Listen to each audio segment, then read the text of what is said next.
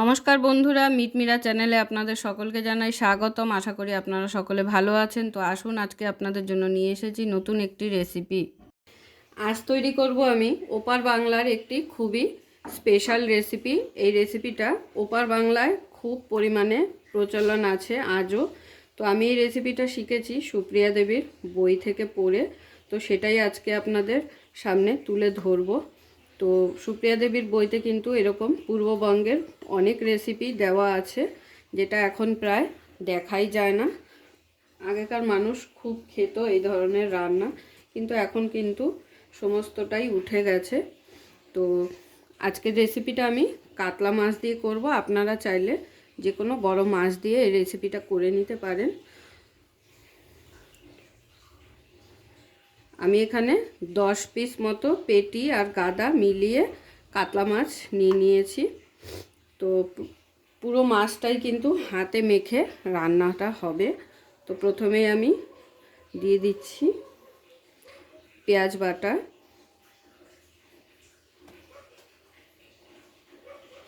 আমি এখানে 3টে মতো পেঁয়াজ নিয়েছি, সেটাকে একটু বেটে নিয়েছি। এরপরে দিয়ে দেবো আদা বাটা, 2 চামচ মতো আদা বাটা দিয়ে দিলাম। 10 পিস মাছ, সেই পরিমাণ বুঝেই কিন্তু মশলাগুলো দিতে হবে। আর দিয়ে দিচ্ছি 2 চামচ মতো রসুন বাটা। এরপর দিয়ে দেবো কিছু গুঁড়ো মশলা, যেমন কাশ্মীরি লঙ্কার গুঁড়ো। এটা কিন্তু শুধুমাত্র জাস্ট একটা ভালো কালারের জন্য। তো দিয়ে দিলাম আমি এখানে 4 চামচ কাশ্মীরি লঙ্কা গুঁড়ো। এরপর দিয়ে দেবো জিরে গুঁড়ো,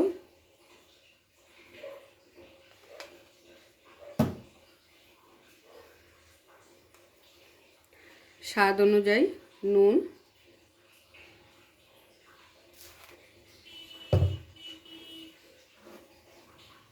আর দিয়ে দেবো হলুদ গুঁড়ো।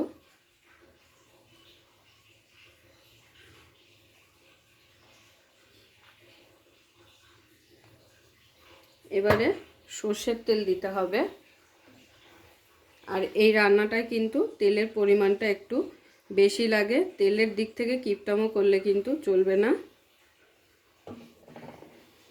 তো এবারে সমস্ত মশলা আমাদের খুব সুন্দর করে মাছের সাথে মাখিয়ে নিতে হবে। আর আমি যে পাত্রে মাছটা রান্না করব সেই পাত্রেই কিন্তু মাছগুলো নিয়ে একবারে মেখে নিচ্ছি। আর এই রান্নাটা সম্পূর্ণ জল ছাড়া হবে। পেঁয়াজের যে জলটা বেরাবে আর মাছের যে জলটা বেরাবে, তাতেই কিন্তু রান্নাটা হয়ে যাবে ভাপে ভাপে। এতে আলাদা করে কোনো জল ব্যবহার করব না, আপনারাও করবেন না। জল ব্যবহার করলে এই যে মাছের যে স্বাদটা, সেটা কিন্তু নষ্ট হয়ে যাবে। রেসিপির যে মেন স্বাদটা, সেটা কিন্তু পাবেন না। তো সমস্ত মাছ উল্টে পাল্টে খুব ভালো করে মশলাগুলো মেখে নিলাম। এবারে কটা স্লাইস করে নেওয়া টমেটো একটু বড় বড় করেই কেটে নিয়েছি, মোটা মোটা করে। এগুলোকে সুন্দর করে ওপর দিয়ে সাজিয়ে দিয়ে দেব। এখানে আমি 10 পিস মাছের জন্য 3টে টমেটো ব্যবহার করেছি। তো চলুন, এবারে কড়াই ধরে এইভাবেই বসিয়ে দিতে হবে গ্যাসে। গ্যাসটা জ্বালিয়ে নিয়েছি। এবারে হাই ফ্লেমে 2 থেকে 3 মিনিট আমাদের জাল করে নিতে হবে। যখন দেখবেন ফুটে উঠেছে, তখন কিন্তু গ্যাসের ফ্লেমটাকে লোতে করে দিতে হবে। তো দেখুন, এই যে গ্যাসটাকে আমি জোরে দিয়ে রেখেছিলাম, এই যে সাইড দিয়ে দেখতে পাচ্ছেন হালকা ফুটে উঠেছে। এবারে কিন্তু আমি গ্যাসের ফ্লেমটাকে লোতে করে দেবো, কারণ এই রান্নাটা আস্তে গ্যাস দিয়ে তবেই করতে হয়। আশা করি দেখে বুঝতেই পারছেন। এই যে ফুটে উঠেছে। এবারে আমি ঢাকা চাপা দিয়ে গ্যাসের ফ্লেমটা লোতে করে দিলাম। তো এইভাবে 25 মিনিট আমাদের রান্না করে নিতে হবে। এই রান্নাটা কিন্তু খুব টেস্ট হয়। যারা এখনো পর্যন্ত খাননি, তাদেরকে রিকোয়েস্ট করব অবশ্যই একবার ট্রাই করতে।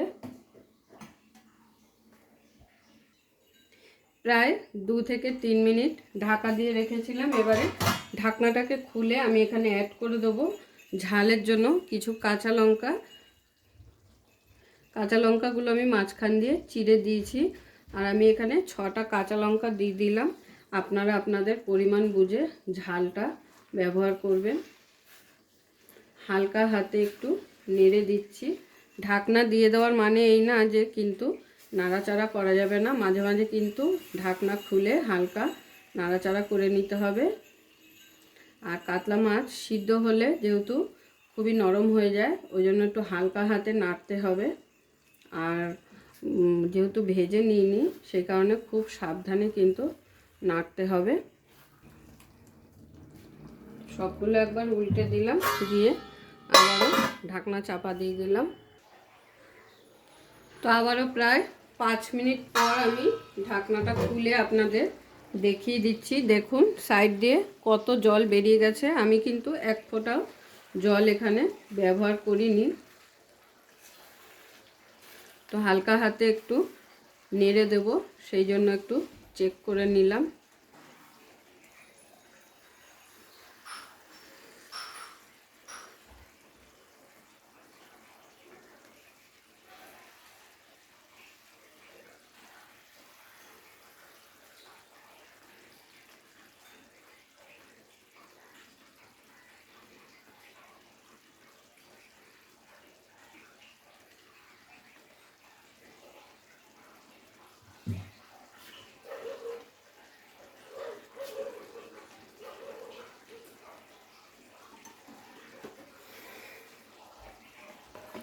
উপর দিয়ে আবারও একটু দিয়ে দিচ্ছি সর্ষের তেল।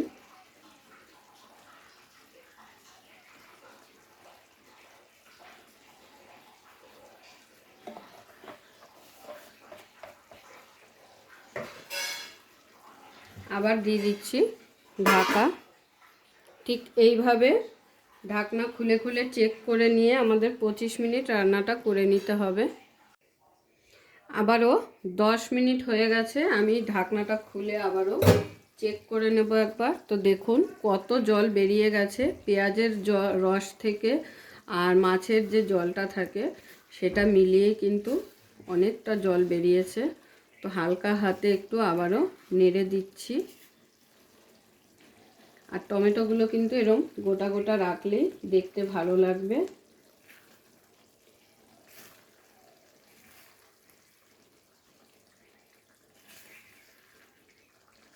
তো মাছগুলো কিন্তু খুবই সাবধানে নাড়াচাড়া করতে হবে। কাতলা মাছ কাঁচা অবস্থায় রান্না করলে কিন্তু খুব নরম হয়ে যায়, যেহেতু ভাজা হয়নি মাছগুলো। সব মাছগুলো আবারও একবার ভালো করে উল্টে পাল্টে দিলাম। আবারও দিয়ে দেবো ঢাকনা চাপা। আমার টোটাল 15 মিনিট হয়েছে, আর 10 মিনিট হলেই কিন্তু আমার রেসিপিটা কমপ্লিট হয়ে যাবে। তো আবারও প্রায় 10 মিনিট হয়ে গেছে, আর এদিকে আমার রান্নাও কিন্তু কমপ্লিট হয়ে এসেছে। এবার নামানোর আগে একটু দিয়ে দেবো ধনেপাতা কুচি। তো দেখতেই পেলেন কত সহজ আর সিম্পল পদ্ধতিতে কিন্তু এই রান্নাটা করে নেওয়া যায়।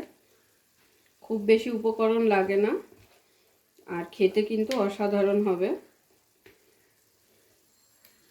তো এবারে আমি মাছটাকে গরম গরম সার্ভ করে নেব। গ্যাসটাকে অফ করে দিলাম।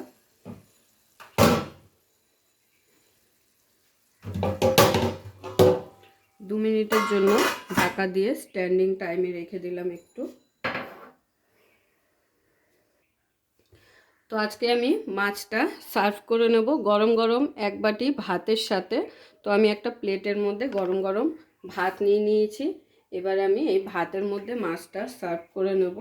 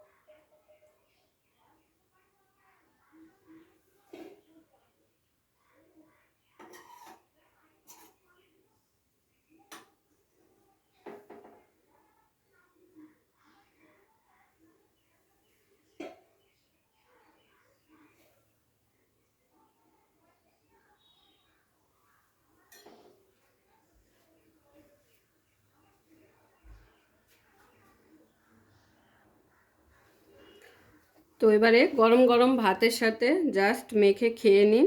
তো আর আমার এই রেসিপিটা কেমন লাগলো অবশ্যই কমেন্ট করে জানাবেন। আর কিভাবে ডেকোরেশনটা করে নিলাম সেটাও অবশ্য দেখতে পেলেন। তো আজকের রেসিপি এই পর্যন্ত।